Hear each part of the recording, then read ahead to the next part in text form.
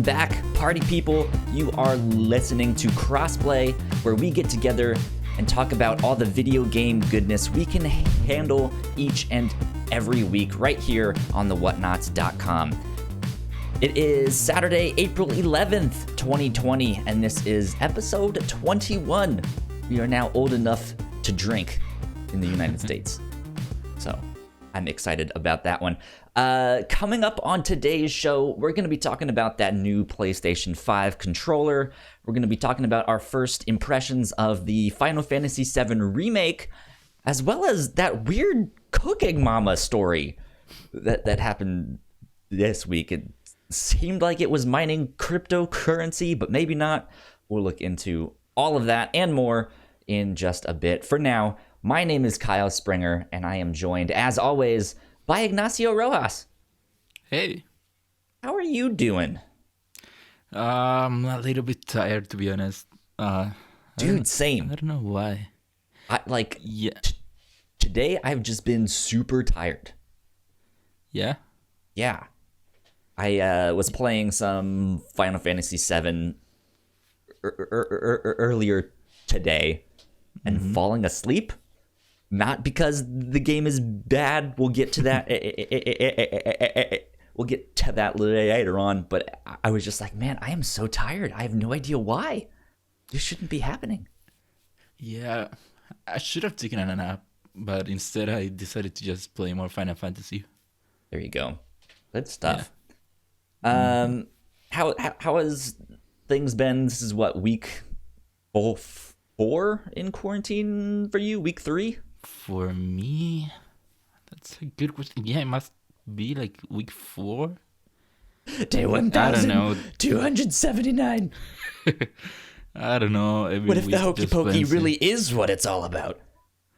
When did I come back?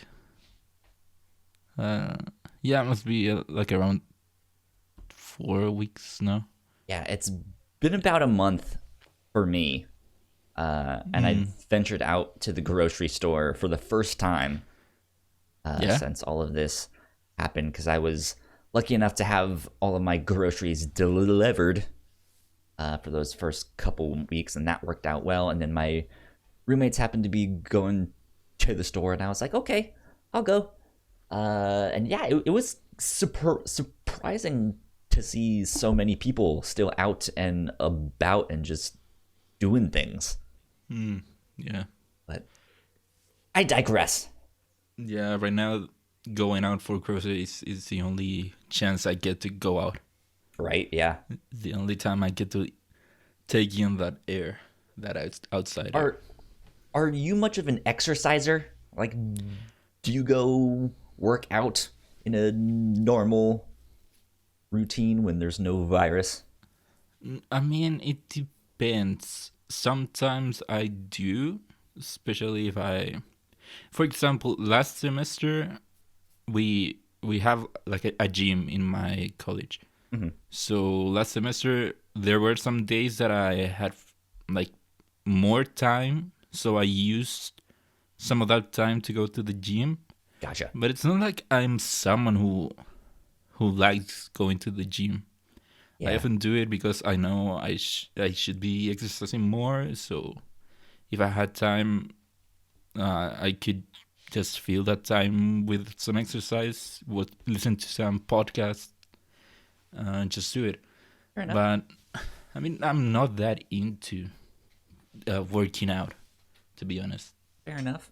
I'm kind of the same way. I don't think I've been to a gym in my life. No, I've been in one. I just don't go to work out and do all that stuff. I used to play sports and all that stuff. I used to be I used to dance and all of that stuff. So I was active, but then that was just like thrown out the window when I was like, okay, I'm done with school, done with college. Yeah. I'm just gonna sit on my ass. Yeah. What sports did you play? Mainly soccer. But nice. I also grew up playing basketball, and then in high school I played some lacrosse. Lacrosse. Yeah. Which one's that one? Is that the one with the horse? No, that's polo, I think. No, yeah, it Or is polo. Jousting. Man, I wish I No. was a jouster. Lacrosse, which one's that one? Lacrosse is very similar to hockey, but on a field. And it's originally a Native American game. And so each player has like a stick with a net on the end, and there's like a hard rubber ball with a metal core. That's the one where you catch it with a stick, right? Yeah. Exactly. Oh, yeah, that has always seemed fun. I've never tried it, but It was a lot of fun. I really enjoyed it. But like, I was more of the natural athlete, and so I never really needed to work out. But that also meant that I wasn't like as strong as everyone else or stuff like that. So it's just like I was fine. I was okay, and then it was just like, you know what? I'm an art student. Like I don't need to do this. I don't need that. Yeah. So, but let's see. Let's start talking about some video games Let's go. and diving in. Let's just jump right in with Final Fantasy VII. Yeah. We've both been playing that one. How far are you so far? So according to my game clock, I'm about 4.5 hours in. Okay. But I noticed that it doesn't stop when you pause the game. Gotcha. So I don't know if there has been a lot of time where I left it paused. I don't think so. So I might be around that time. Okay. I just how do I say this without spoiling it? I just fought the dude with the motorcycle, Gotcha. Okay. but not the first time you encounter him. So I haven't encountered him yet. I am. Oh, so you did I just spoil it for you? I mean, it's fine. I played the original, so I kind of know what's supposed to happen. But I know that they're also like changing things and adding in things from stuff. So No, I don't know that's exactly what's. one thing I've noticed because I played the first Final Fantasy when it came to Switch, but I only played it until you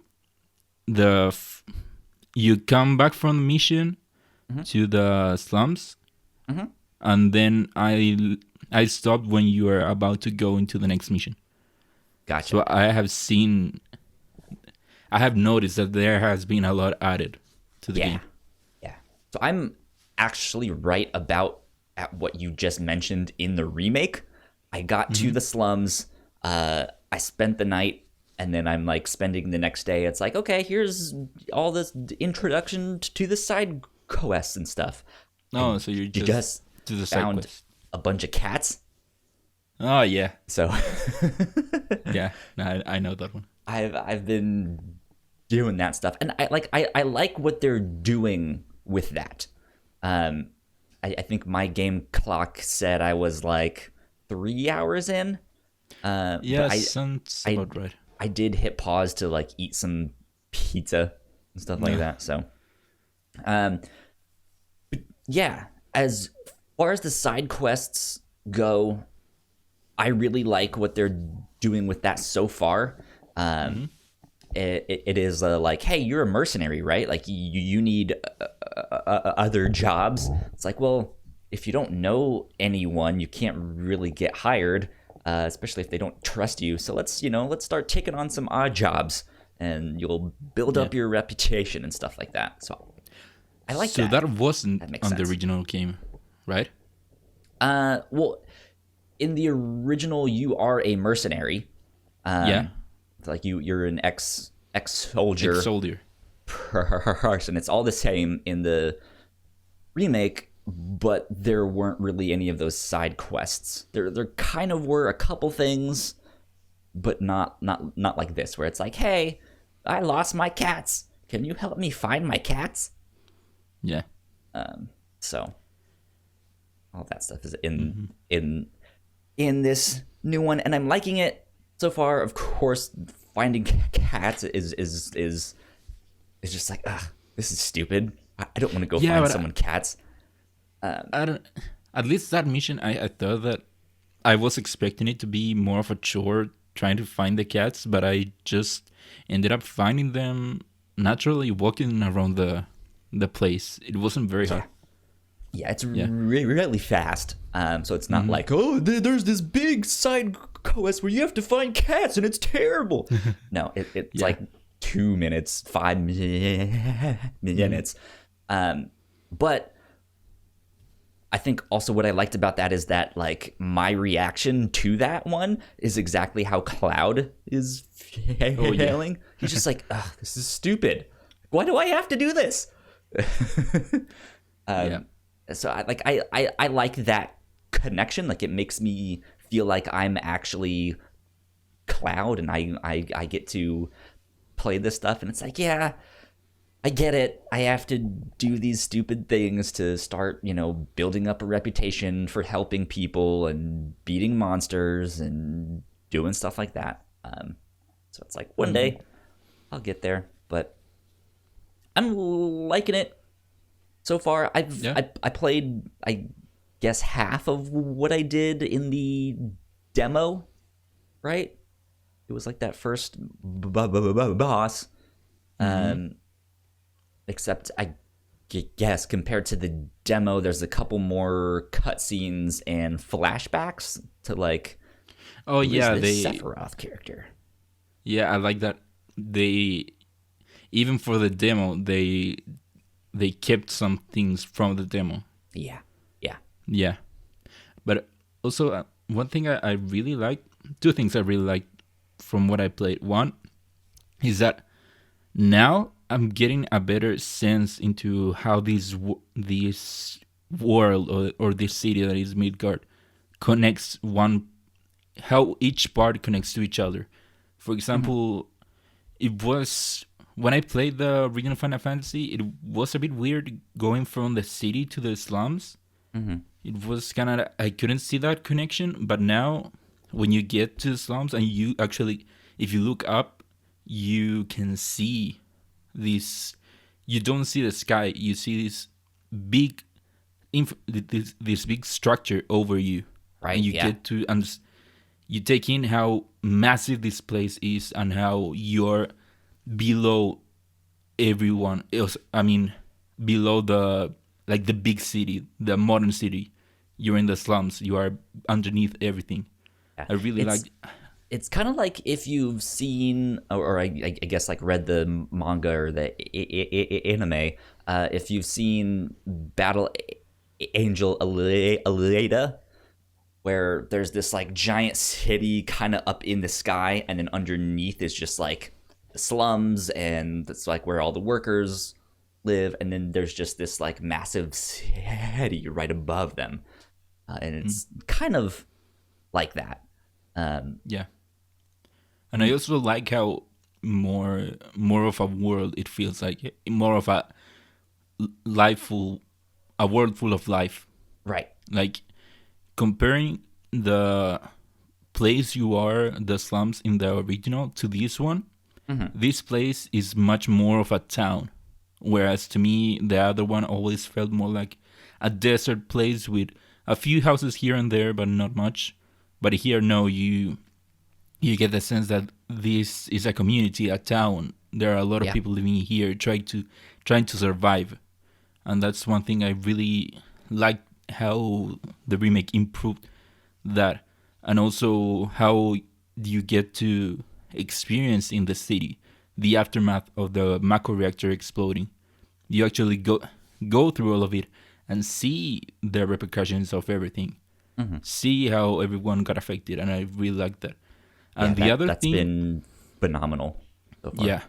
And the other thing that I really liked is that I feel like here you get more time developing like relationships between Cloud and the other characters. Like, for example, Cloud and Tifa. You get a lot more, I feel like, at least in this part, from which I played compared to the original one. You get a lot more interaction between Cloud and Tifa, Absolutely. and more now on the part that goes after that. You get more with Cloud and the other members of Avalanche, Jesse Sweet. and all of them, and that's something I really liked, how the remake is adding more stuff without changing it, but it's adding a lot. Indeed. I'm liking it a lot. It's a beautiful, beautiful game. Oh, very pretty, very pretty. And it, like I'm playing on a base PlayStation 4 and it's working just fine. Yeah. Yeah, like it's been running well. It's been looking fantastic. Yeah, and like I'm stunned that because I think back to like last year when I was playing Control, and it was like it looks great, but it runs terribly on on this, and then we have this game, and it runs amazingly, at least so far. Is your PS4 running loud? Well, I've been playing with headphones on, so I don't know. So you haven't noticed? I've never really felt like my PlayStation has been loud when I'm not playing with the headphones on. I mean, it is making noise, but it's not one that I've been like, oh man, this is just annoying. Yeah, no, that's just me. For sure, for me, I have the Pro, and comparing now playing Final Fantasy VII to playing even Resident Evil before that, I am hearing the fan more. So it is being more taxing on the console. Interesting. Yeah. Maybe it's one of those things where it's like you don't know what you got until it's gone. Like if I had a PS4 Pro or something, it'd be like, oh man, this is much quieter. Something. Who knows? Yeah. But it hasn't really been a problem for me. Let's see. I mean, I don't really have much else to say about it. I'm really enjoying everything so far. So, are you enjoying the gameplay? Yeah. I like the fight system. I still kind of want to just button mash. That's just me. But yeah. I think what they're really doing... Oh, here's something that I can talk about. The ATB gauge. Having played the demo... One of the things that I really did not like was that it wouldn't let you use a potion if you weren't in a fight or a spell. And I was like, this is stupid. This is like, I have like 100 health and I can't use a potion. And then they fix that. Wait, in this. You're saying outside a fight? Yes. In the demo... Outside of a fight, I couldn't use a potion or cast. Really? I'm sure I used potions in the demo outside of a fight. I wasn't able to. But that was in the demo. And so playing the actual game, they've at least fixed that. Or who knows, maybe that was a bug for me back then. Yeah, maybe, but because I'm pretty sure I did in the demo. Thank God that you can now. I'm just like, this is great. But so I guess I have like just the fact that they have that now. I'm just like, oh, great, thank you. But I haven't paid enough attention to know if it takes up an ATB gauge when you're not in combat. I don't think so. But I when I'm outside of the combat, I prefer to use Cure. Right. And that for sure takes away some magic points. Right. That would take away magic points. But when you're in battle, both of those options would also take up one ATB charge. ATB. Yeah. Which, I don't know if I like the way they're doing things with that. Whereas, like, in certain situations, it costs an ATB charge, and in certain ones, it does not. Like, I don't know if I like that items cost an ATB charge. Yeah, that can be a bit annoying sometimes. I had the problem. there was this one fight, it wasn't a side mission, where you fight this very strong creature. And it did become a problem sometimes where I was low on health, and this creature was beating my ass, and I needed to use a potion, but I couldn't unless I go attack that monster Right. to gain ATB and then use a potion. Yeah, it makes no sense. It's like to Yeah. heal, I have to go attack and put myself in danger Yeah, to do that. oh, That for makes sure. no sense. So hopefully I get the hang of it as I start Yeah. fighting some more. And I know once you get more into the materia and all of that stuff, stuff like that Yeah. will be a lot easier. Yeah. I heard someone, I don't remember who it was, which podcast it was on, but I think that they mentioned that there is one that is basically an auto heal. Like Yeah. if you get below a certain point, they'll, it will just automatically. Yeah. Have you done the side quest where that kid asks you to analyze enemies? I talked to him, Yeah. but I haven't really done it yet. Okay, so if you do that side quest, what that does is that you get a materia that gives you the ability to scan, basically Right. scan enemies, and that will tell you their weaknesses, for example. Yeah. So if you do that like 2 or 3 times, and you go back to him, he will now, every time you bring him new scans, he'll have for you new materia. And if I'm not mistaken, one of the materials that is available in the start is that auto cure. Oh, cool. Good to know. Yeah. I know it's something auto cure. I didn't pick it up, but That would be a good it one to must have. be that one. It says auto cure. Auto cure. That would be a good one to have indeed. Yeah. Yeah. I'm again only 3 hours in, so I'm not super far. But I'm planning on playing it some more tonight, tomorrow, Yeah, and next week. same.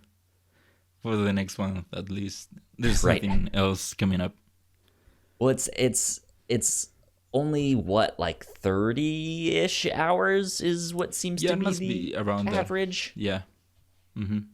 So that's not that bad. Oh. But yeah, I mean, this is the last big release for a while now. Yeah. Yeah. I heard someone ask the question, and it kind of blew my mind of like, what are the chances that this is the last like major release of 2020?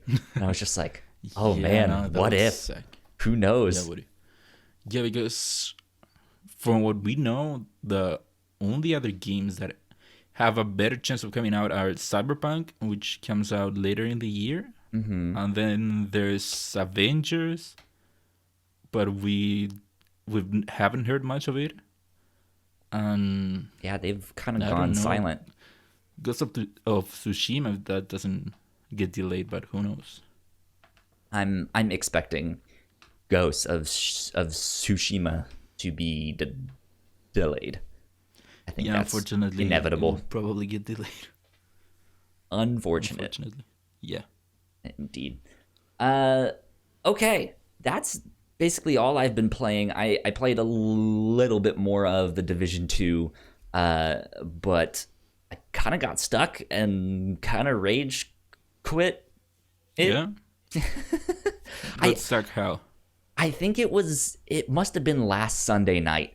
Because I think last week I was talking about I had the last mission in Warlords of New York to go do, like the final thing.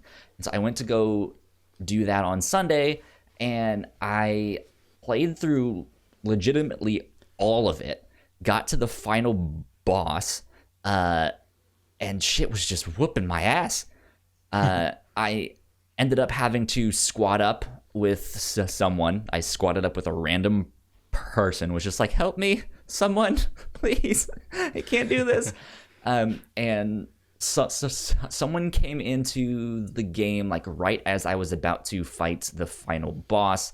And that first stage of the boss, he is like in this building that you can't get to, and there's a machine in the center of the battleground that's like spitting out turrets and snipers and stuff like that, and you have to disable this machine, which turns out to be a missile launcher, and that took us a couple tries. We eventually got it. It looked like he kind of knew what he was doing, the person that I squatted up with, so I just kind of followed him, and I was like, oh, okay, I see what is happening. And then after we got past that is when you actually fight the final boss, and he jumps down from wherever he is, and the dude is like impossible. I don't understand it. The guy that I was squatted up with, we tried, I don't know, maybe 10 or 15 times, and we couldn't do it, and eventually he just dropped out. And so I tried to do it by myself, and I tried maybe another 60 times, no joke, and just couldn't do it. And I tried different tactics. I looked things up online of like, okay, what weapons do I need to use? What, all of that stuff. And nothing worked. Like I couldn't get him past like a quarter. Like I got maybe a quarter of his shield down, and that was it. So what do you think that is? Are you underleveled? Are you underprepared? I'm at the max level. Yeah, I'm at the level cap. And I know when you're squatted up, the difficulty increases depending on how many players you get in there. But then he dropped out, and it seemed to adjust accordingly. But yeah, like I just, no matter what I did, I was like, I don't get this. Like I was looking up videos on YouTube, and there was some where people were running in there with the shotgun, like right in his face, and killing him in like 3 or 4 clips. And I was just like, okay, they have to be on PC, because there's no way that I can get headshots like that. And it's just like, I don't understand. Nothing is working. My shotguns aren't working. My snipers aren't working. And then he has this ability that if you have like a turret out or stuff like that, he will do something that will hack it, and then he can use it against you. And it basically works for any of your like your abilities. And so I see all of these things online being like, make sure you have something that can heal you. I'm like, well, if I use that, then he turns it against me, and it starts hurting me, or it starts healing him. Like just like, this is so dumb. I can't do this. And I was just like, fuck this game. I hate it. Have you seen if anyone else is having the same problem online? For example, I know Greg and Fran Mirabella have been playing the DLC. Have you tried to check them out? I haven't checked with them. I haven't really checked with anyone else, but I posted on Twitter. I was like, look, I love this game. I love the Assassin's Creed games. I have now played 2 Ubisoft games in a row that have each done things to like actively dissuade me to keep playing the game.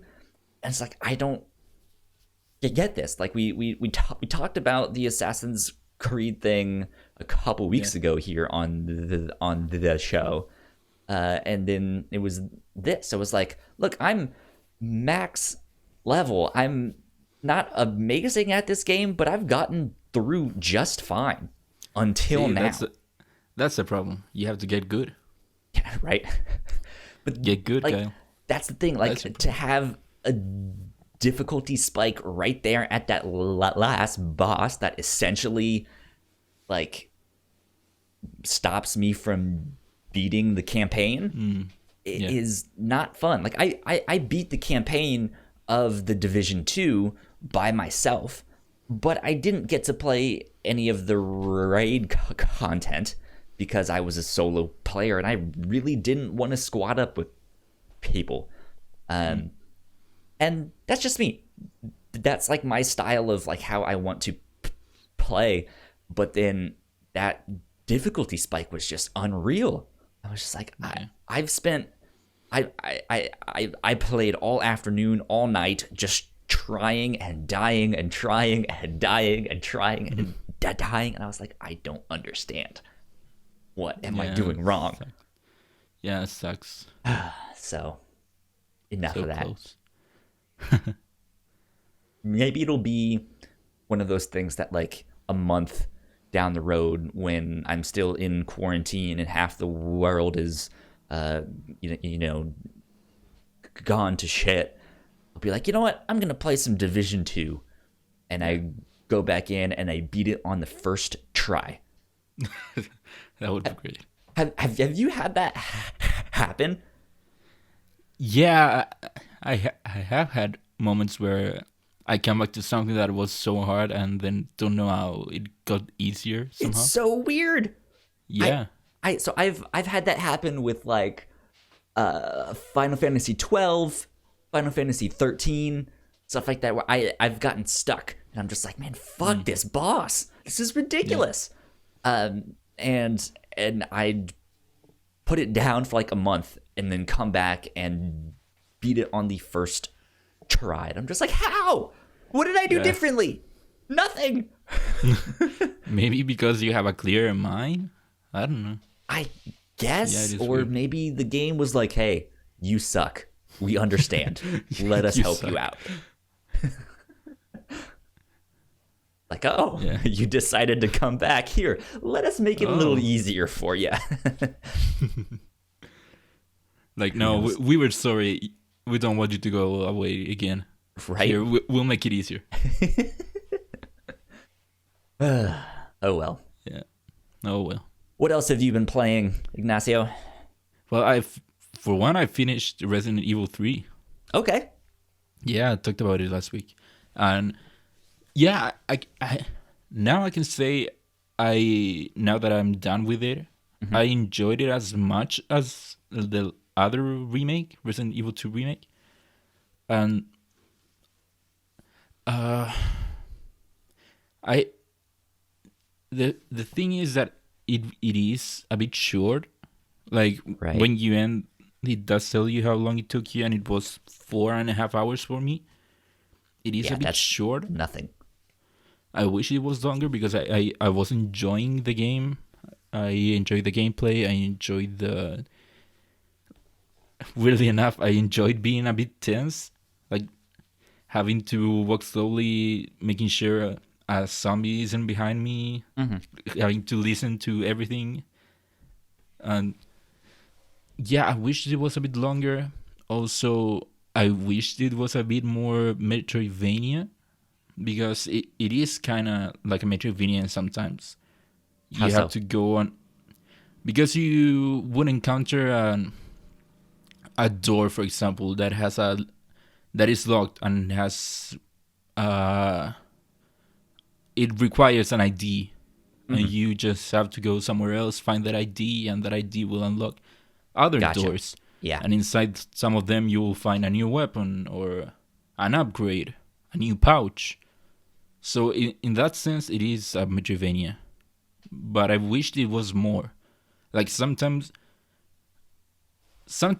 you, if you were in an area, you would require like, I don't know, 3 key items that will help you unlock some stuff.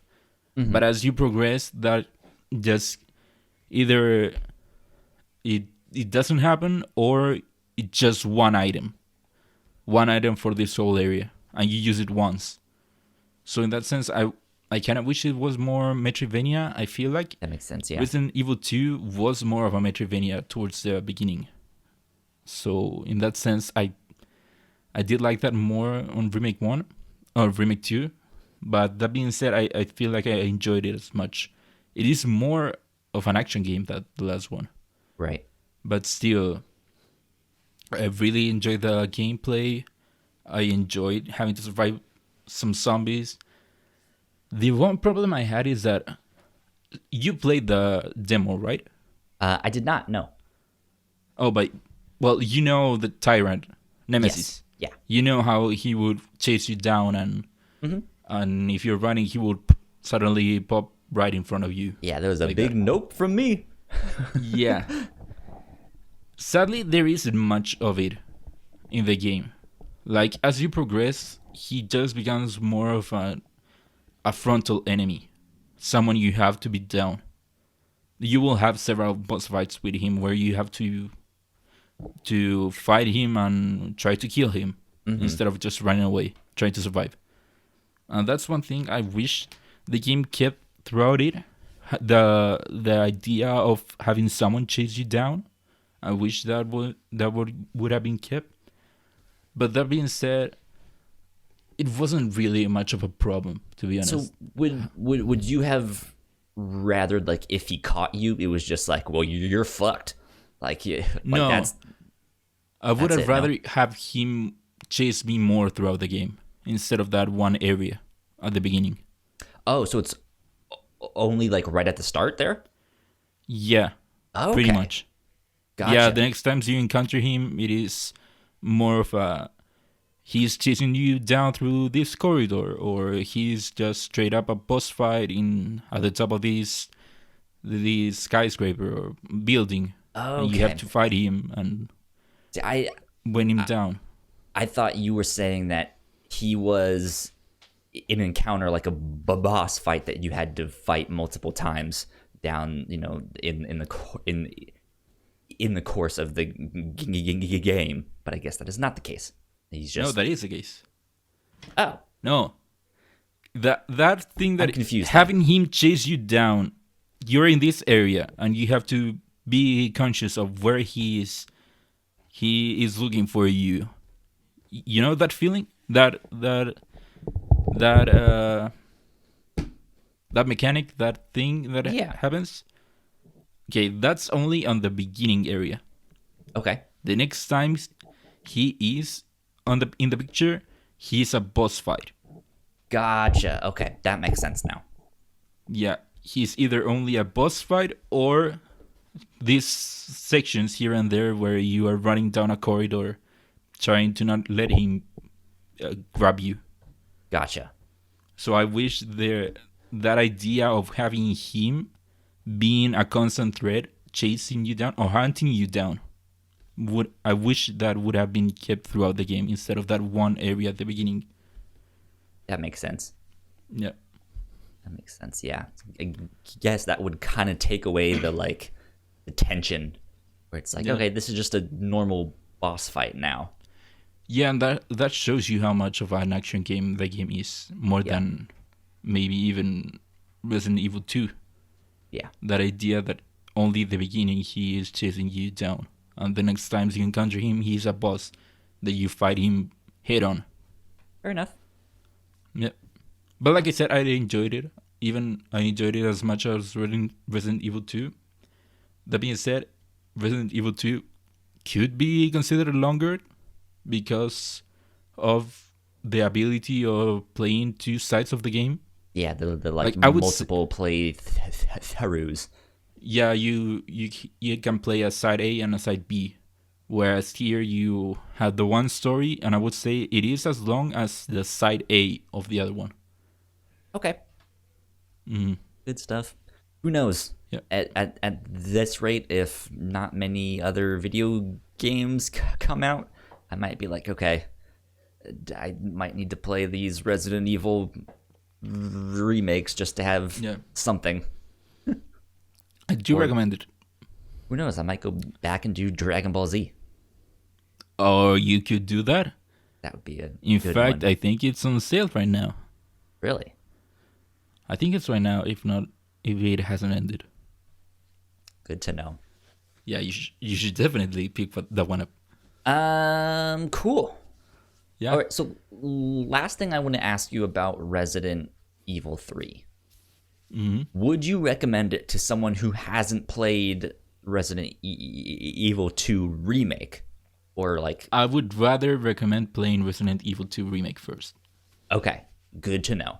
So that would be me, Yeah. of like, should I jump into this one since it's the newest one? Or should I go back and play 2? Yeah, no, like I said, I enjoyed it. I enjoyed it as much, but I would say the better deal or the better game is Resident Evil Remake 1. Remake 2. Remake 1 is also a good game, but it's a different game. Good to know. Yeah. Other than...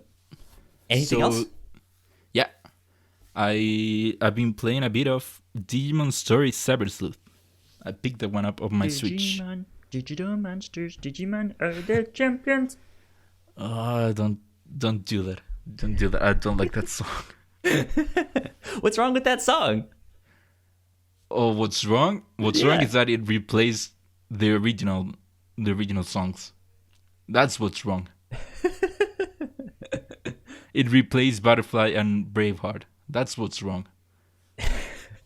So I know of Digimon. I know I've seen the cartoon because I watched it all on Netflix at one point, but it was like just something to put on in the background. But I'm not a big Digimon fan, so I don't really know anything about them. Okay, so Digimons are digital creatures. Right. They are like I don't know, imagine if the internet was a real place, Digimon are what would inhabit it. What That would makes sense. inhabit the internet. So you have different types of Digimons. Like there's Agumon, which is a dinosaur. Or you have birds or these bug Metal creatures. Garurumon. Exactly. But you would also have these big polar bears, kind of like polar bears, more like snowmen kind of creatures. You have like robot types, you have sea dragons, you have There's like anything you want. angel types and stuff like that. Angel types, yeah. Weird. Like different types of Digimons.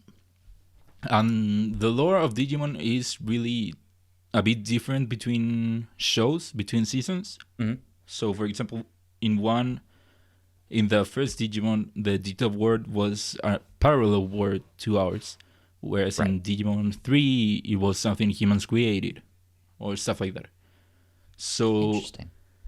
the story of Digimon Story Cyber Sleuth is that there is this digital world, not a digital world, a digital world, which is like kind of like have you seen Ready Player One? No, but I'm familiar with the concept. Okay, so it's kind of like this world where you would go and hang out in the digital space, but with your body. Gotcha.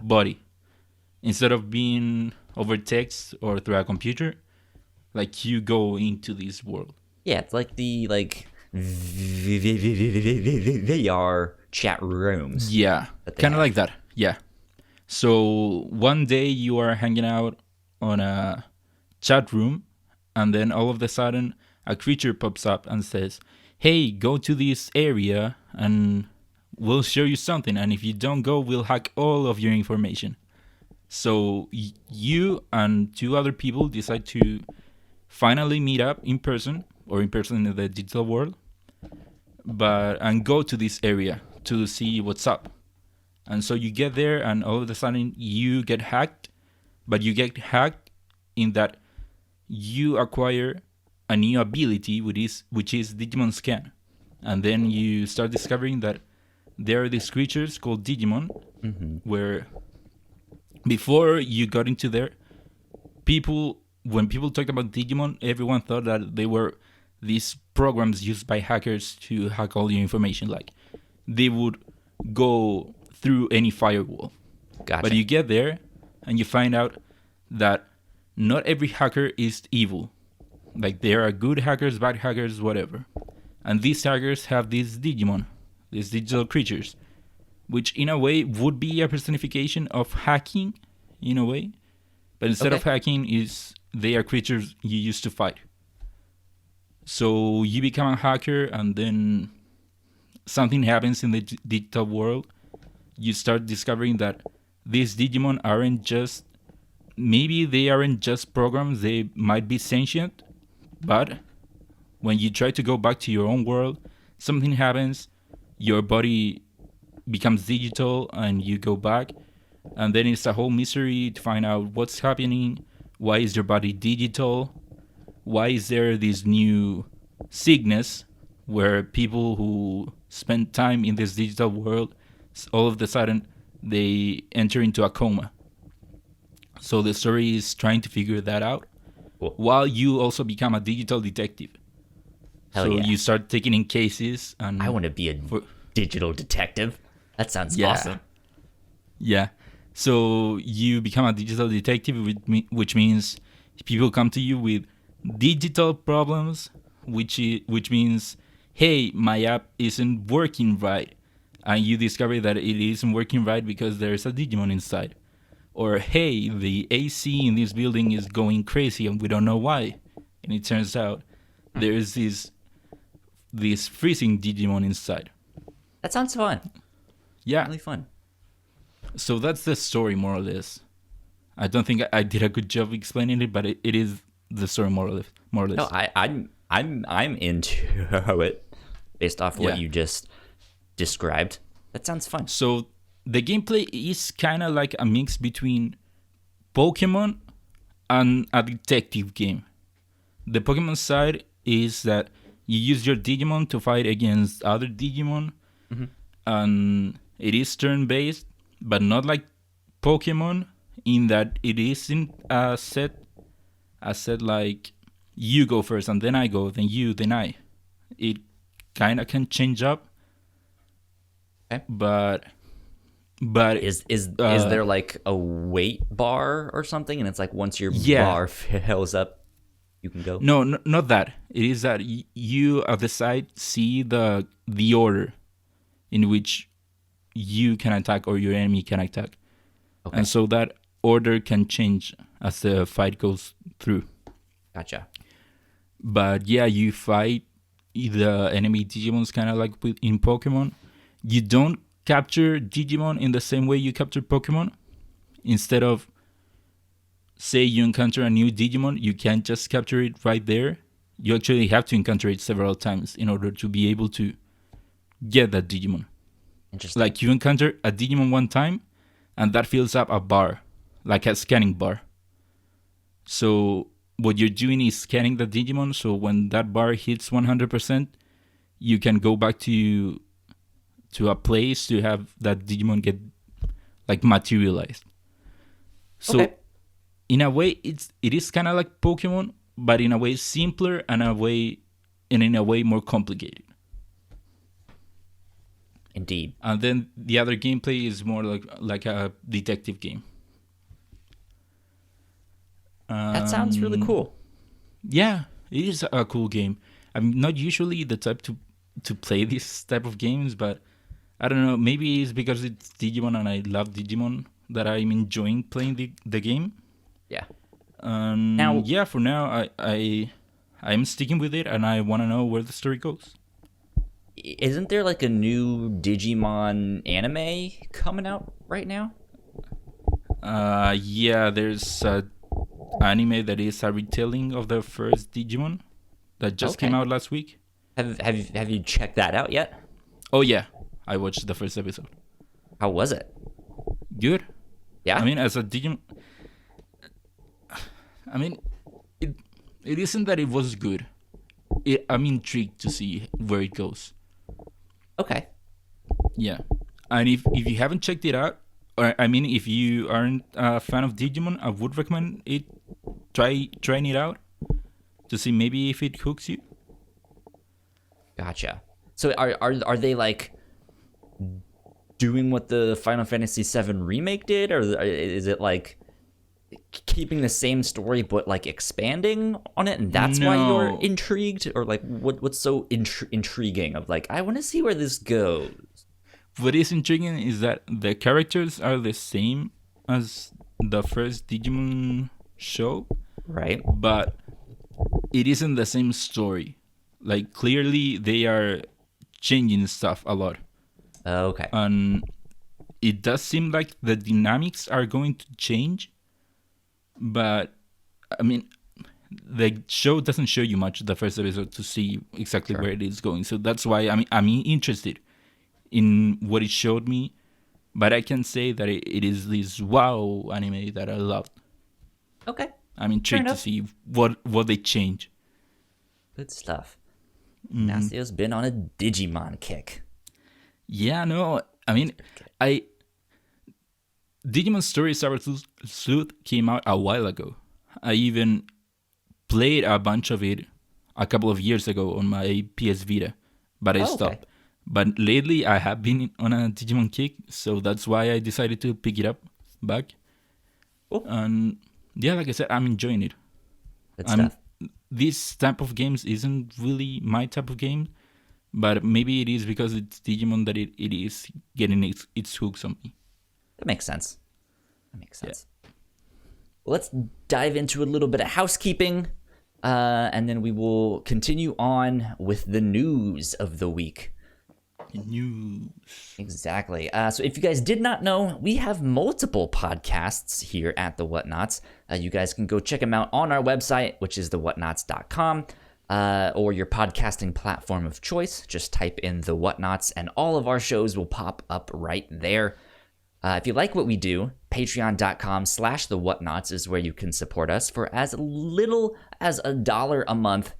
If you only listen to this show, that's a quarter each week.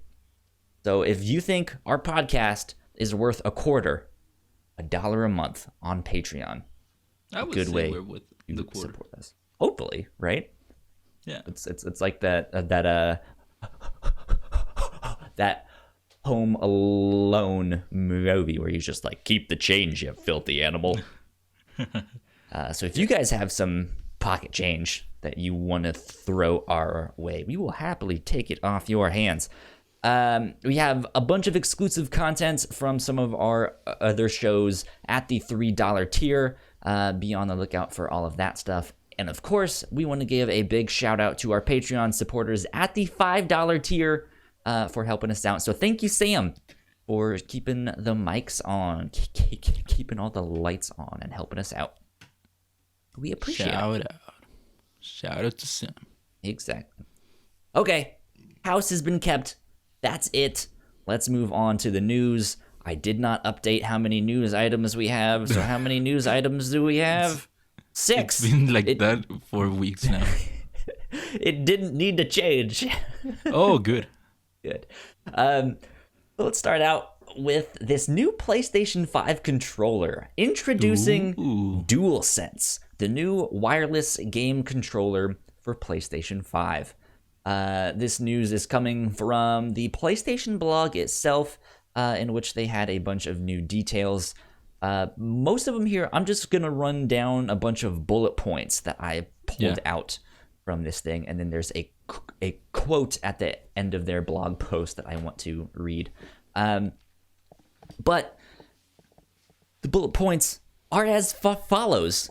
First of all, it's a two-tone controller. There's 2 colors. It is white and black.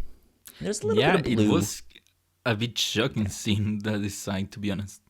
Yeah, so, I mean, just based off of this design, it looks very similar to a DualShock 4, except maybe a little more rounded, a little more fatter. It looks maybe a little bit more like an Xbox controller, but it's still designed with the parallel sticks. Yeah, for sure. But I mean, it is a PlayStation controller. It has to be like that. Right. but it still has the touchpad, and then the like Yep. two sides are one color. It's like the handles and the touchpad. They're all white. Yeah, I mean, it is kind of like, to me, it looks like if you took a black DualShock 4 and somehow cut out right where the sticks are, and from there go down to the handles, like take a bit from the handles, you take that out, and then you build a new controller on top of that. That's kind of like what it looks to me. Yeah. And yeah, I mean, what do you think about the design first? Well, yeah. So it has that like top white section that kind of goes down the sides, and then it's the like center bottom of the controller where the two sticks are that are in black. I don't mind it. I don't really care. I think it looks cool. It is not what I was expecting though. Yeah, me either. I kind of really want to see this in context with the console. Like, Yeah, that's the interesting part. Like the design of the DualSense is so different from even the DualShock 4. it's kind of So- shocking. Yeah, so you have to wonder how much of it is kind of like in response to the design of the console. Like, Right. how similarly aesthetic-wise is the console to the controller? Which Does it tell us something about how the console will look? We'll see. I mean, yeah. If not just like how it looks, at least what colors it will be. Yeah. Like, I'm now assuming that the PlayStation 5 will be predominantly white with Yeah. like some black accent marks and maybe some blue touches in there. Because well, I mean, I guess they don't need the blue because the blue that I am referring to is the light bar. Let me at least skip down to that bullet point. The light bar has been moved from the like top of the controller, which I guess I don't view that as the top. I think that as mean- like the back. Well, no, it depends on the model you're talking about. Because yeah, the light bar, the big one, is in between the triggers, but Right. yeah, on the top of the controller, if you have one of the newer DualShock 4s, there is a line there with the light where you can see the light. So Yeah. maybe it is that. Yeah, Maybe so that's why they say it on the top. it potentially that would make sense. But they moved that light bar, so now it is on either side of the touchpad, and it kind of has this like blue accent mark. So Yeah. that's why I keep saying maybe there'll be some blue in there.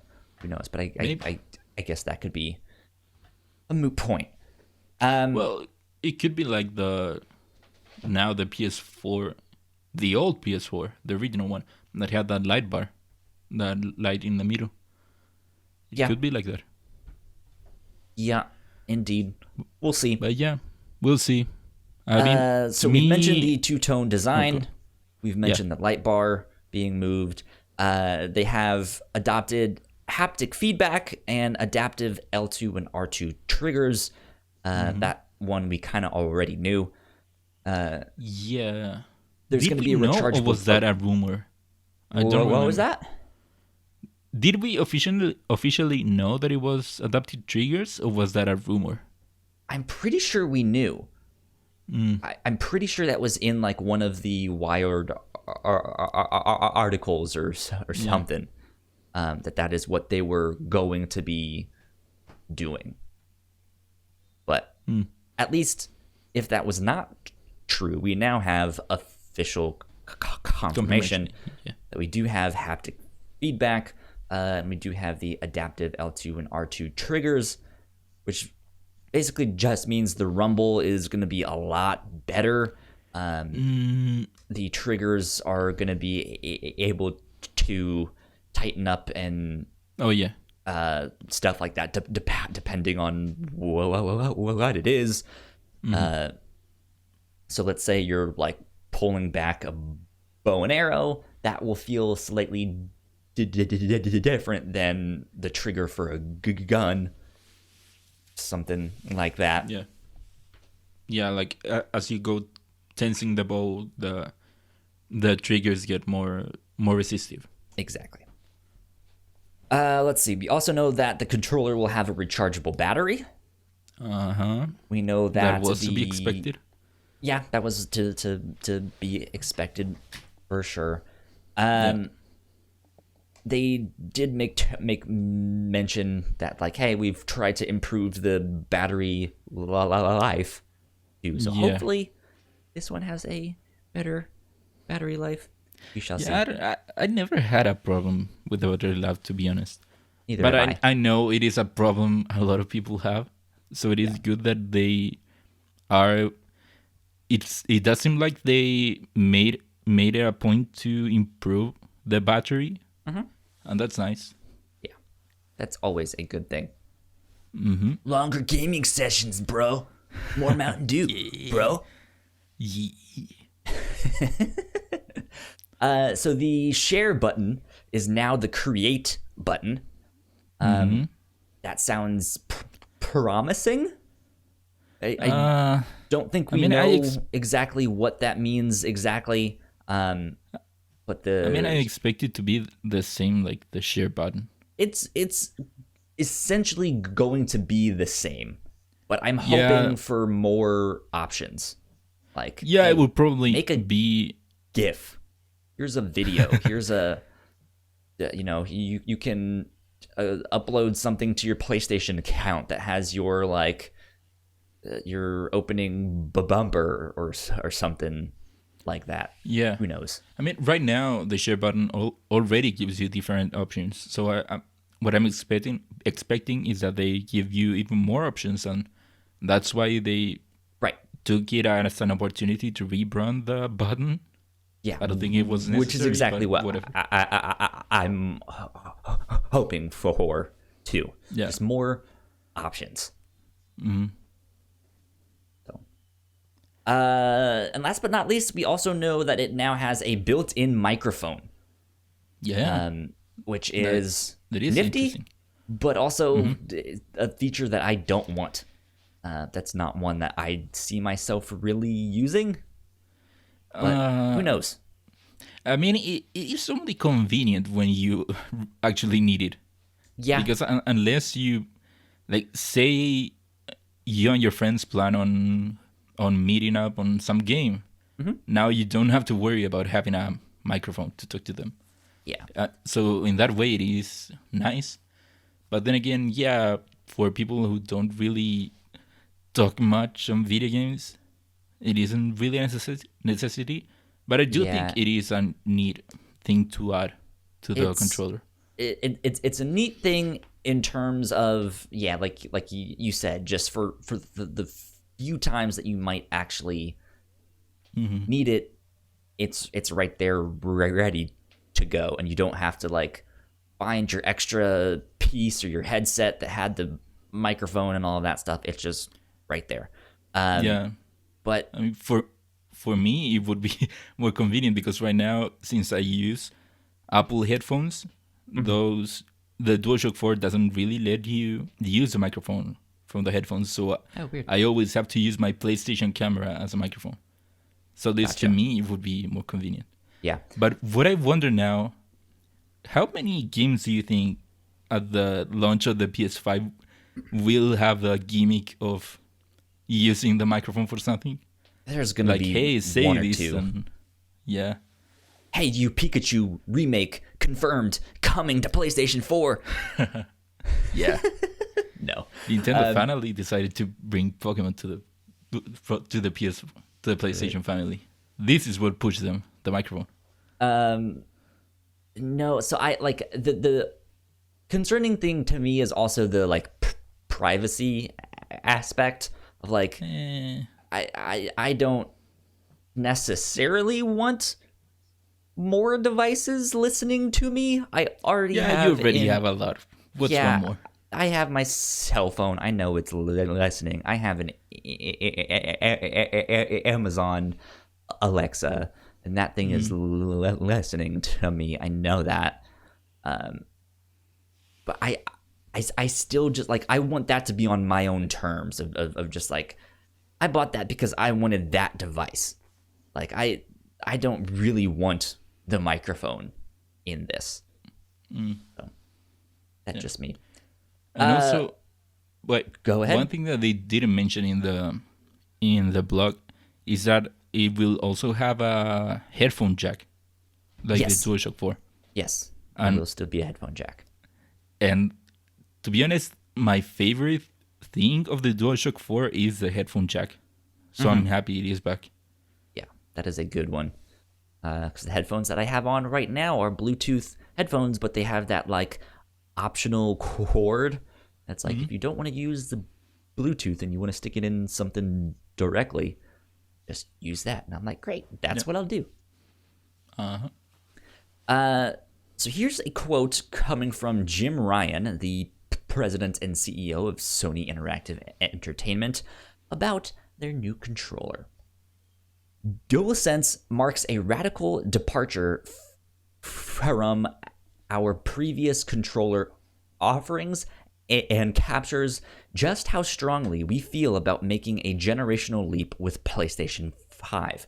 The new controller, along with the many innovative features in PlayStation 5, will be transformative for games, continuing our mission at PlayStation to push the boundaries of play now and in the future.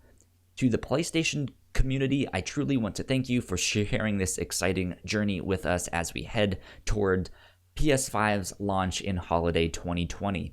We look forward to sharing more information about PS5, including the console design, in the coming months. So, what do you think of this quote? That spark inspiration? I don't know. All. What really jumps out is that he's calling the DualSense. He says the DualSense marks a radical departure from our previous controllers. Yeah. I don't think it is that radical of a departure from the DualShock 4. Like I think the jump between the DualShock 3 and 4 was way more radical than from the 4 to the DualSense, I would say. I don't know. Like I feel like because of this like new design that it like I felt all the DualShock controllers essentially had the exact same design. They made some changes here and there, but it was essentially the same thing. This looks different. See, I mean, yeah, it looks different, but let's compare the DualShock 3, which was pretty much just like the DualShocks 1 and 2. Compare that to the DualShock 4, and then compare the DualShock 4 to the DualSense. Like, from the DualShock 3 to the 4, one, the shape of the controller changed. They added the touch bar. They added the light bar. They added the what's it called, the share button. They added the headphone jack. Okay. Whereas the DualSense, yes, it does have a different form. But making some good points. And it changed the place of the light bar, but it's still a light bar. Sure. It still has basically a share button. The only big changes are the triggers, that they added more functionality to the triggers, the adaptive triggers. Microphone. Other than that, it is pretty much a DualShock 4 with some changes here and there. Fair enough. I think you are right. Yeah, but still, for them to say something like that and to see such a radical change in the design itself, I'm wondering what that means for PlayStation 5. itself, for the actual console. Like, if this just marks the start, what are these radical changes that the PlayStation 5 will have? And I'm more skeptical of that. You're more skeptical. I'm still not necessarily sold on a PlayStation 5 day one. I'm gonna be making a switch to Xbox. Really? But that's also partly because I've missed out on a generation of Xbox games and stuff like that. Like I still haven't played the latest Gears of War or Halo, despite I know, Halo 5 didn't really do so well. I still want to play those games. I want to go back and play Sunset over Drive. So I feel like if I buy an Xbox right at launch, even if there aren't many great launch titles, I'll still have a great back catalog that I can go back and replay.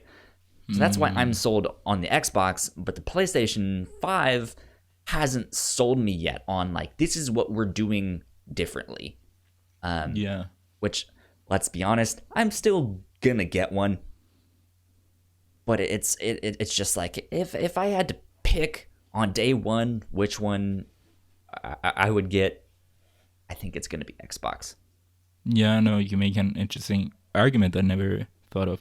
I mean, to me personally, the PS5 is a day one purchase because I know what I'm getting into, and I'm not willing to miss out on what I know will come to the PS5. Whereas with the Xbox, I'm willing to let go of some stuff. Yeah, like I know if I compare how much I would lose on the PS5 compared to the Xbox, I know that I would lose a lot more if I didn't go with the PS5. So I'm willing to let go. And to the idea of going back into the catalog of Xbox games, I do get it. But then again, I would rather get an Xbox One S all digital which has been on sale recently, rather than just go for a Series X. See, I would want to go for the Series X because I want the newest, the shiniest, the biggest, the baddest, because that one I feel like will last me a little bit longer than this one than what you said, the Xbox One S, which I'm sure in a few years, I don't know exactly how long, they're probably gonna phase that one out eventually. Yeah, but you have a while. I mean, yeah. If I'm not mistaken, Microsoft said 2 years until new games stop coming to the one. I just kind of want to set myself up for the long run as soon as I can. But I'm also at some point going to pull the trigger on a PlayStation 5 because I'm right with you of like, I want Spider-Man 2. I want God of War 2. Well, it's not even that. Horizon Zero Dawn 2. Like, it's not even that. Even think of recently the exclusive that have come out on the PS4. Like, not even, say, Spider-Man, Horizon, and all that. But, for example, Final Fantasy. Sure, it isn't coming to the Xbox right now. Or not even only Final Fantasy. There are tons of other things that come out exclusively on the PS4 that isn't necessarily first party, but they are exclusive. Yeah, all that so stuff. So looking at that, I think, I wouldn't miss up on that. I think for me, for both Xbox and PlayStation, it's still just speculation of like, well, we don't know exactly what's coming out yet. We know like one or two things, but yeah, like I'm more willing to wait a tiny bit on the PlayStation 5, and then like okay, let me wait till I get paid next month, and then I'll finally buy a PlayStation 5 or something. Who knows? But Yeah, who knows? we'll see. There's still time. Exciting stuff. Exciting stuff. Okay, let's move on to number 2. This weird Cooking Mama mystery story. This was weird. So weird. Yeah. This was wild. Out of Right? So nowhere. this is coming from Christopher Teuton. I believe that's how you say his name. At Sounds right. ScreenRant.com. They write, recently, the game Cooking Mama had launched on the Nintendo Switch eShop, but was quickly pulled without any explanation, leaving many players who had been anticipating the title feeling confused. Later, rumors began to circulate that Cooking Mama, Cookstar, was mining cryptocurrency, including allegations that running the game would cause people's Switch to overheat. Screen Rant was contacted by a member of the Cooking Mama Cookstar development team who wanted to speak out about the current controversy surrounding the game. The developer, who wishes to remain anonymous, dismissed the rumors of cryptocurrency mining, saying, "The statement about cryptocurrency was all buzzwords. The head of Planet Entertainment knows very little about these things. He just put some fancy language to get potential investors who like that stuff.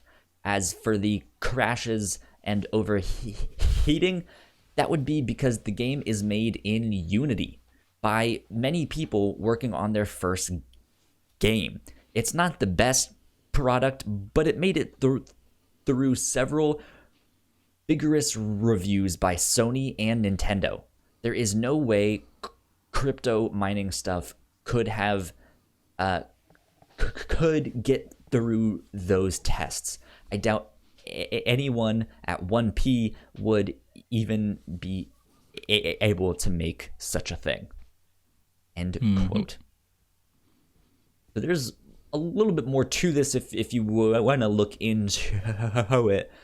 But this was just weird. What was happening? Yeah. No, I mean, the first thing we heard from this story was the weird release of Cooking Mama. Like, there wasn't really an official word on whether or not the game had come out.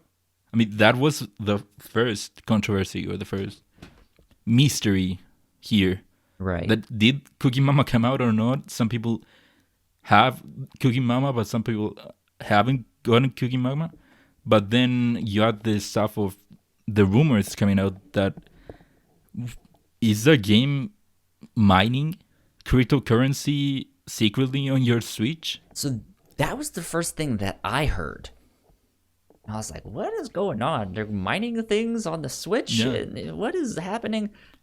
And then, yeah, I got a little bit more of the story while listening to Kind of Funny Games Daily. And there was this whole thing about, yeah, the game was out for like half an hour on the Switch, but it sounds like stores aren't selling it. Do the stores even have copies? We don't know. Yeah.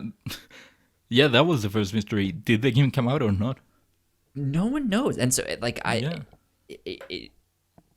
this whole thing was just weird, and it caught my attention, not because I have much to say or I know what's happening, or like, oh, well, you know, we can speculate that the PlayStation 5 has blah, blah, blah, you know. Like, it's just bizarre. Yeah, no, it was a weird story. So, but, yeah, I mean, who stuff. knows? Hopefully one day this will all be solved, and they'll just be like, okay, here's what happened. Yeah. I want the no clip documentary about Cooking Mama now.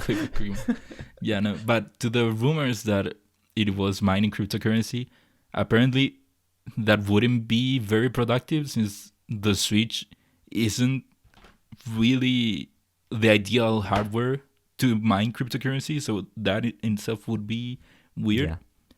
And then to to the claims that this game was causing the Switch to overheat, that could easily be because of the game not being very well optimized. True. Like, yeah, what the statement said, that they are pretty much very new on game development and they are using Unity. So it wouldn't be surprising if their code isn't very well optimized, and that's causing more processes to be occurring on the console that would be necessary, and that produces overheating. So that could be very well that why, even if the claims are true of overheating. Yeah. And then there's this statement that this anonymous developer made to Screen Rant. And yeah, I mean, apparently they went to Screen Rant. It wasn't Screen Rant going to them. Like, the developers went to Screen Rant. Well, what strikes me as strange is that the first half of this, or at least like that first part of the statement where they were explaining like, hey, this is all buzzwords. Like, we just said some stuff to make people invest. Oh, yeah. That was the other part of the story. How that seems really when they flimsy. were selling the game. Yeah, no, when they were selling the game, they were using all these buzzwords of blockchain this and blockchain and that. blockchain or whatever. So that I don't know. So that even adds to the absurdity of the story, that they were touting the game to have all these blockchain. Like, what? Why would you want to describe your game like that?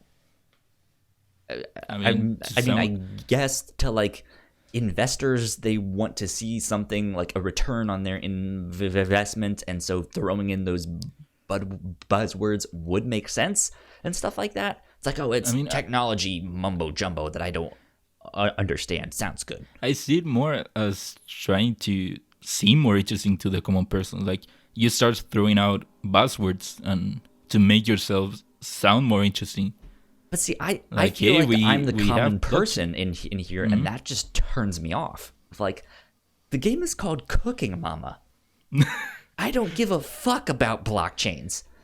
Yeah, but what if I told you, hey, it's Cooking Mama and we're using this ultra high ray tracing mega voxels? Like, that would seem more interesting, right? I mean, that seems more interesting, but stuff like blockchain, which I already associate with cryptocurrency, it's just like, that seems weird. Yeah, but I don't know. Ray tracing is something that I currently associate with video games. Might be weird for like, okay, on Cooking Mama? I mean, sure, but, you know. Yeah, it clearly backfired on them. I just think it's kind of flimsy. Like, it seems like they're almost writing it off. I'm just like, oh, yeah, it was all buzzwords. Yeah. I don't know. Whatever. Weird stuff is happening. Let's see. Let's move on to number 3. Speaking of 3, E3 2020 will not be getting a digital replacement event. This is coming from Joe Screbbles at IGN, who writes, despite saying it would explore options for a digital showcase after canceling the traditional show, the ESA has now confirmed it will be skipping E3 2020 entirely. Quote, given the disruption brought on by the COVID-19 pandemic, we will not be presenting an online E3 2020 event in June. Instead, we will be working with exhibitors to promote and showcase individual company announcements, including on e3expo.com in the coming months, on e3expo.com in the coming months. We look forward to bringing our industry and community together in 2021 to present a reimagined E3 that will highlight new offerings and thrill our audiences. End quote. These guys can just not catch a break. Yeah. So, you know how devastated I was hearing E3 was canceled? Yeah. I have to be honest, this did nothing to me. Yeah, same. To me, I already accepted E3 as being dead. Like, I even forgot that they said they would do something digital. So when this popped up, like, I mean, I wasn't even expecting something, so whatever. Yeah. Well, this is kind of coming off the back of two announcements last week where IGN themselves was like, you know what? Interestingly enough. We're going to do our own like digital event thing called Summer of Gaming. And then shortly after that is when Bethesda was like, yeah, we're not going to do a digital event this summer as well. So it seemed like E3 was trying to make something happen, and it just, that also was not going well. It sounded like they were also going to be charging, like, hey, if you pay us, we'll let you in on this all digital E3 showcase thing. Yeah. And it kind of sounds like it was their backup plan in a way, but then nothing came out of it. Yeah, so. And it just seems baffling of like, well, why would I pay you to be in this digital thing when we can just make our own and release it on YouTube? Like, yeah, for free 99. You know, like it just it seems like things were not working out in their favor, and so they were just like, all right, yeah, they had to try something. Regroup next year. Yeah, they had to try something for this year, so that it wasn't all a loss, but nothing came out of it. It wasn't a successful try, so now we'll just have to wait till next year. We shall see. We shall see. We shall see. Moving on to number 4, Ven, a new video or a new gaming-centered media network, moves launch up to July amid virus crisis. This is coming from Patrick Shanley at The Hollywood Reporter. I have to say, though, before I read what they wrote, this is the first I've heard of this. Same. Which I think already kind of tells me what I need to know about this. But Patrick writes, billed as the MTV of gaming, the new cross-platform offering hopes to fill a void as a majority of Hollywood production shutters. This is an opportunity that's born from chaos, so says Ben Kusin, co-founder and co-CEO of Ven, a new network focused on the video game and streaming industries and cultures. Of his newly formed company's decision to move up its launch from this fall to July amid the coronavirus pandemic, Ven is the nexus of gaming and media, and while most industries have stagnated, these two have taken off, he tells The Hollywood Reporter. I have also 2 bullet points that I took out from the article. This new network, or whatever it will be available on AVOD broadcast offerings and streaming services such as Twitch and YouTube.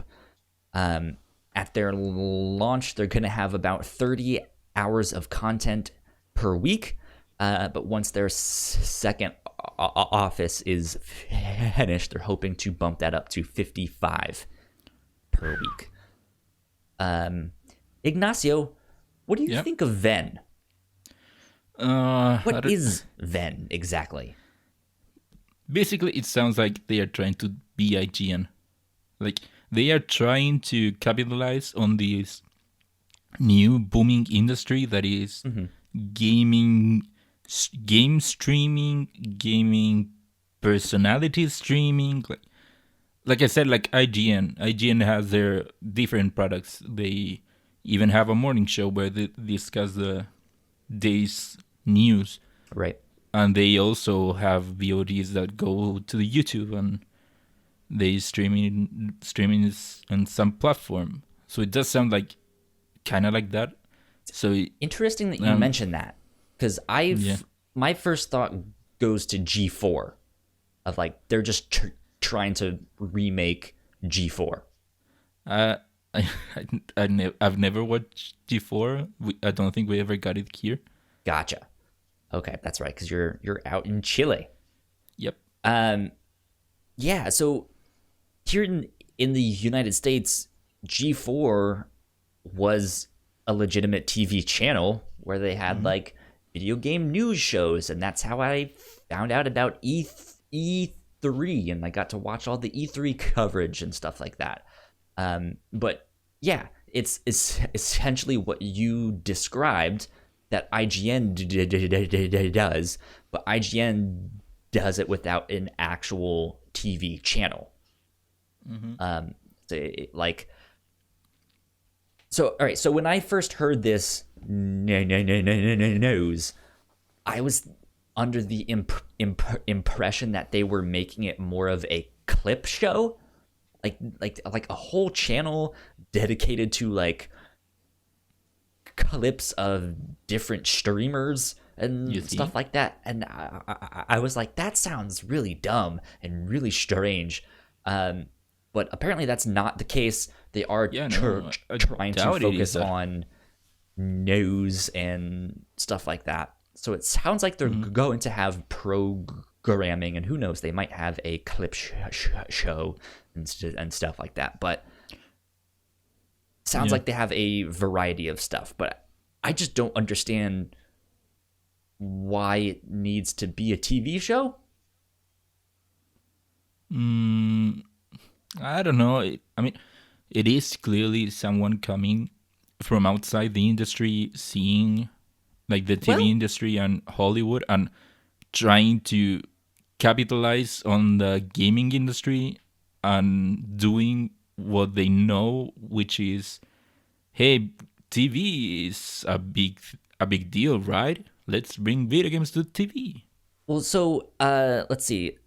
In the article, they mentioned the team that they have here, and it says alongside Kusin and Horn, who I guess is the other co-founder, then boast a team of gaming and media vets that includes former Twitch senior program manager, a T-Mobile exec. What else do they have here? Producers from major esports events, such as the League of Legends World Championships and the Fortnite World Cup. And they even have the former G4 CEO as an advisor. So it seems like they've all kind of come from the industry. Yeah. But the thing, so further down in this article, they have a quote that says, "We believe in the model that was created back in the 90s. We believe in TV and creating that space where you can go and be with others who have the same passion as you." Back then, MTV used music as a lens of the pop culture. We believe if MTV were looking at the market now, they'd be looking at video games. This is an interesting quote, and that was Horn. What's that guy's first name? Let me see if I can find it in the article here. Blah, blah, blah. Ariel Horn.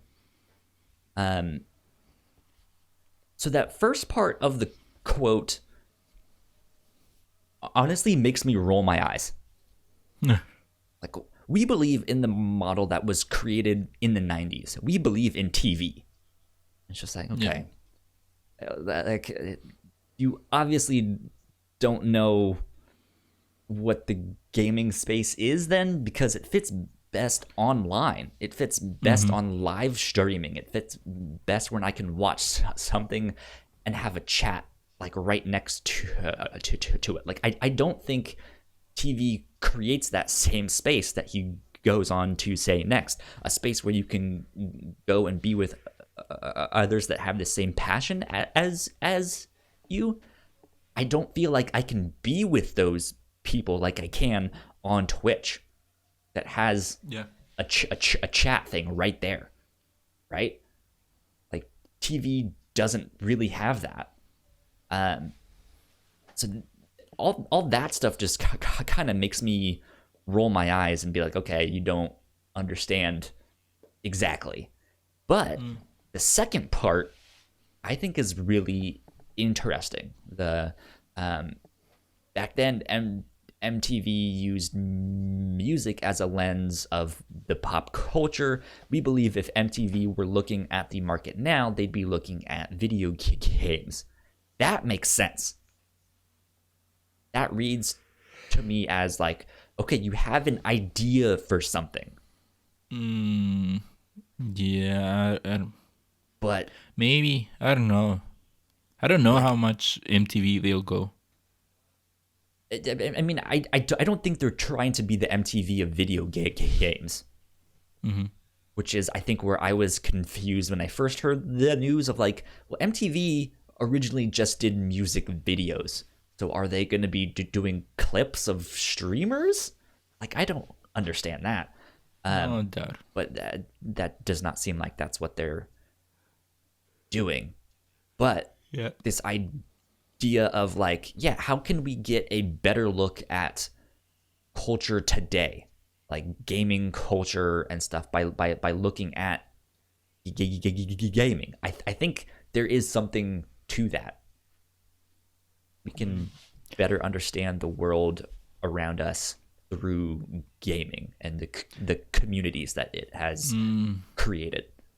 Yeah, I don't know how you feel 30 hours of content a week with that. So, I don't know. I don't think it will last. It will do great. Yeah, I don't think so. No, because it is coming to like a field where everyone can just go online, turn on their cameras, and just stream. So they are clearly trying to start being a big name or a big production. They are trying to be IGN in a way. So I don't see them succeeding because they are trying to just start big when everyone else is starting small and then going big. Yeah. And also, I don't know how you feel 30 hours of content a week. Or even that's more, the thing. 55. Like, they're trying to be more of a TV channel where, like, hey, every, night at 7, you'll catch Kind of Funny Games Daily, followed by Up at Noon, followed by, even some, then you... By, like, hey, here's the latest Twitch comedy show hosted by Ninja. Or but you like cannot run a TV channel on 30 hours a week. You can't, and they weren't originally planning on that. They were planning on having a second office so they could have 55 hours per week, but the building got halted because of the coronavirus stuff, and they took that opportunity to then be like, okay, let's focus on what we do have right now, and let's move up our launch date. Yeah, but I mean, even 55, that is 11 hours a day for a 5-day week. Yeah. I don't think that's enough for a TV channel. Maybe a modern TV channel, but I mean, we're also kind of making comparisons to like, hey, people like Kind of Funny are basically already doing this. IGN is basically already doing this, and they don't even make that much, you know. So like, I don't understand why they think they need to go this big with everything, or that this is going to catch on, because I don't know what their shows are supposedly going to be or stuff like that. I just don't imagine them catching on. But I mean, it is clearly them wanting to inject the Hollywood model into the video game industry. Yeah. The video game industry doesn't have many big names. Even then, IGN would be kind of like the big one, and even then, it isn't that big relatively to compare it to Hollywood. So it's clearly them trying to bring the model of having big studios, big channels like your Warners and your Paramounts and whatever. Yeah. It is clearly them seeing that the video game industry doesn't really have that and wanting to inject that into that space. Yep. Which I don't think will work. Neither do I. Anyways, let's move on to some Resident Evil 8 rumors and leaks. Evil. Things have been happening along those lines here. Okay, this is coming from Josh West at at GamesRadar.com. Resident Evil 8 Village leaks suggest that the series is about to undertake a radical transformation. Ooh. Josh writes, like its predecessor, Resident Evil 8 Village is going to be cast from a first-person perspective. Unlike Resident Evil 7, its action will not be contained to the claustrophobic corridors and surrounding grounds of a house haunted by the past of its inhabitants. Instead, Resident Evil 8 will reportedly venture back into Europe, to a small village under the looming shadow of a castle. Enemies will be unlike anything we've seen from the series before. There will be a new type of relentless pursuer to endure, plot twists with returning characters abound, and a fine balance weighted between action and anxiety. If you're thinking that this sounds extremely like Resident Evil 4, then you're not alone. So keep in mind that these are just leaks and rumors. Yeah. None of this is confirmed yet. But it's sounding like Resident Evil 8 will be titled Resident Evil Village, which sounds like a really dumb name, but keep in mind if you spell out 8 in Roman numerals, it's the V line, and so if they capitalize the I in village, it roughly looks like V, line. So it's 8, but kind of cheesy, kind of dumb. Seems like a stretch. I don't know. From them, I would see them doing that. Yeah, I see them doing something like that. But Village? Yeah, that would be. That just seems like a horrible name. Village would be.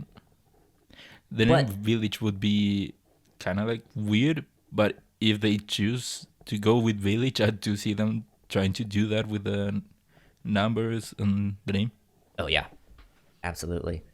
Yeah, so this, from what I understand, is all really exciting stuff.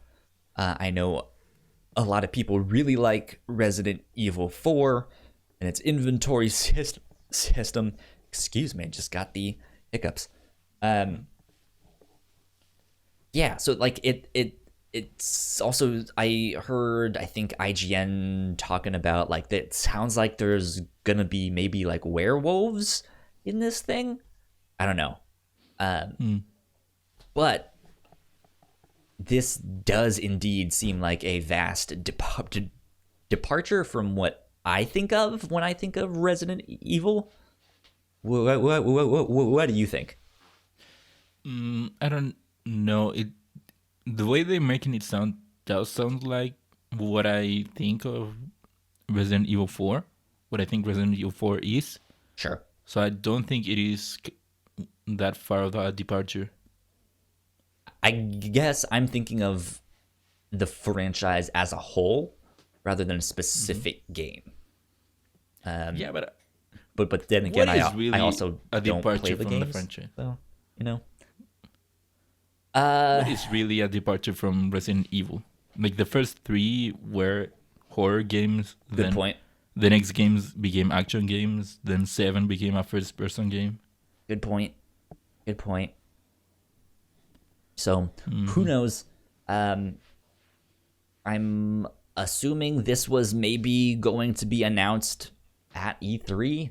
So maybe we'll get some more information about this in the coming months. Yeah. Who knows? But I think for Resident Evil fans out there, this is exciting news. What I understand. Okay, let's move on to number 6, which is that there was an Inside Xbox this past week. It was their first one of 2020, if I'm not mistaken. And this is coming from Will Tuttle over at Xbox, who writes, on our first Inside Xbox episode of 2020, I guess that answers my question, we got a closer look at the single-player campaign in Grounded, the upcoming survival adventure game from our friends at Obsidian Entertainment, revealed the latest Xbox Game Pass titles, discussed recently revealed Xbox Series X tech, and gave viewers the skinny on the most important things to know about the upcoming Gears tactics. There was also plenty of surprise news dropped on today's show. Typhoon Studios revealed the Journey to the Savage Planet DLC. Hotline Miami Collection is getting a surprise Xbox One release. And we got our very first look at The Last Campfire, an intriguing new title from developer Hello Games. So there's more in that article, but this was a good little wrap up of things that they talked about. I did not get to check this out or watch this. Was this something that you checked out by chance? No. I mean, I heard it was going to happen, but I'm not really interested on the Inside Xboxes, so I didn't. And then after the fact, I read a tweet which had some of the things discussed on it, and nothing there caught my attention. So Yeah, it's not something that really intrigued me. Yeah, not much here really stands out to me. That game Grounded does look really fascinating. That's the one where it's like Honey, I Shrunk the Kids, but like a survival game thing, like an online multiplayer survival thing. It looked good. And then The Last Campfire, which is a game that was announced a couple years ago, I think, in E3, and then last week or the week before, it was kind of re-revealed. The Indie World. Yeah, in the Nintendo Indie World Showcase. And here we are getting another look at the game at that. So it's not really much to write home about, I think. But hey, good for Xbox for still putting this out. Be like, hey, here's some news amidst all of the craziness. Here's some things that are coming out soon. So good for them. If you guys want more, you guys can look up more in-depth news on that one on Xbox.com. It's all right there. Last but not least, let's get into our upper runners for this week. The upper runners. The upper runners. Okay, as usual, 5 upper runners. Here they are. GameStop closes all stores in Massachusetts, including curbside pickup. So if you're in Massachusetts, which is the state I was born in, and you are out of luck. You now have to go to Target or Walmart or buy your stuff digitally amidst all of this craziness in the world. Number 2, Disco Elysium is coming to Switch soon, according to the developer. Were you interested in that game, Ignacio? No, I mean, it isn't my type of game. It looked more like a point-and-click adventure game. I don't know if maybe I'm wrong. I see what you mean. Yeah. By it looking like that, but that is not what that game was. So I understand, or so I think. I should say. You think? Yeah, but keep in mind that Disco Elysium also won a bunch of awards for like best narrative, best games, all sorts of stuff. Yeah, that's what got me interested awards in it. So seeing so many people talk about it, but then I looked at the gameplay and it wasn't anything that I would enjoy, to be honest. Number 3, Embracer Group raises another $164 million to acquire more studios and publishers. If I'm not mistaken, this is the people behind THQ Nordic. THQ Nordic. Yeah. Yeah, I was going to say, I think it's them. How they keep getting money is beyond me. Who knows? Yeah. But, they are making it happen somehow. And some even way. more studios. Yeah. More. Why more? You already have enough. Put something out. I don't know, man. I wonder if like in the next 5 years, like if E3 is still doing its thing, or we have something like it. You know, we'll have an announcement from Sony, we'll have an announcement from Microsoft, and from Nintendo, and from Bethesda, and from THQ Nordic. Right after that, I think that would be better have wild. something to say. Yeah, it is THQ Nordic. Yeah. Number 4, Sega Europe appoints Tim Heaton as Chief Studio Officer. So congrats on the new job. Him. Congrats. There we go. And last but not least, I'm sure this was one of the things that was announced at the Inside Xbox thing, but I thought this was at least worthy of a mention by itself. Game Pass is launching in Japan April 14th. So interesting. That is interesting news. I know Xbox doesn't really have much of a foothold in Japan, but Game Pass is just such a good deal, man. I know that Microsoft and Xbox likes playing the long game with this stuff. So hopefully they can make some more sales in Japan with this. Hopefully this will help them. Yeah, we shall see. We shall see indeed. But that is it for news, for upper runners, for all of that stuff. Ignacio. Yep. We are about to get up and out of here. What are you excited to play this next week? Oh, more Final Fantasy VII for sure. Yeah? Do you think you're gonna knock it out this week? Are you crazy? Hey, man. You're a strapping young college student. You can pull an all-nighter or two. Nah. I mean, there's gonna be a big void next, so I'm gonna take my time. Okay. So wait, how much longer in the semester do you have? I mean, we just started like a month ago. I have until July. Okay. Somewhere around July. So you go to July. So I think here in the States, our semester usually ends like right in May. Yeah. I mean, so May is kind of like July here. in the amount of stuff I have in college. Gotcha. Okay. Yeah. Good to know. To know. That's what I'm going to be doing as well. I don't know if I'm going to be able to knock it out this week, but I will try my damnedest. I'd like to see you try. I mean, honestly, I can play tonight and all day tomorrow and all night Monday. We'll see. We'll see. But yeah, that seems like a fun time playing Final Fantasy VII Remake. Ignacio, where can the people find you online? They can find me on Twitter at Ignacio Rojas B. That's IGNACIOROJSB. That's my name.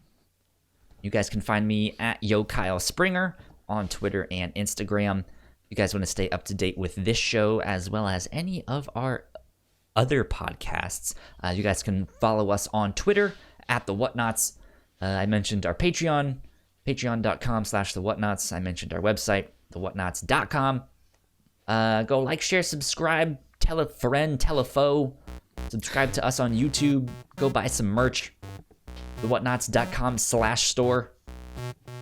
All that stuff, all that good stuff. That about wraps us up, though. So, Ignacio, this has been episode 21.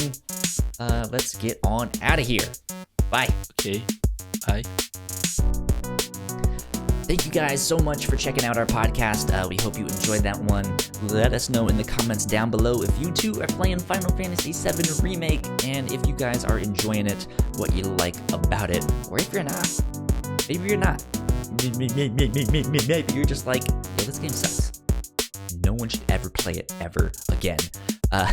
In the meantime, go subscribe to our channel right up here in that corner. And also go watch one of our videos right down here in that corner, because we got a bunch more podcasts where that came from. But until next time, bye.